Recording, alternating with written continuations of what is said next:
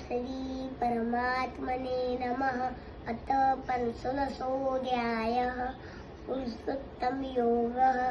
श्री भगवानुवाच ऊर्ध्वं मूलमधस्ताकम् अस्वच्छं प्राहुरव्ययम् छन्दांसि यस्य पर्णानि यस्तं वेद स वेदवित्।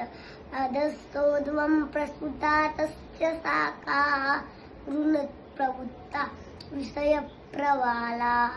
अधस्थमूलमनुसन्ततानि कर्मानुबन्धीनि मनुष्यलोके। न रूपमस्य अतथोपलभ्यते नान्तो न चादिर्न च सम्प्रतिष्ठा। अश्वत्थमेनं सुविदुर्वमूलम् असङ्गशस्त्रे न दूरेण चित्वा।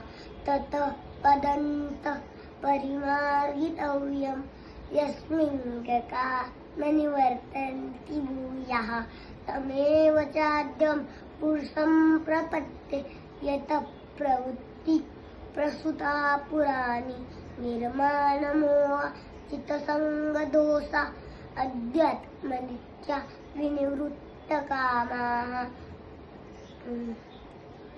द्वन्द्वैर्विमुक्ता सुखदुःखशून्ये गच्छन्त्य मूढा पदमव्ययं ततः।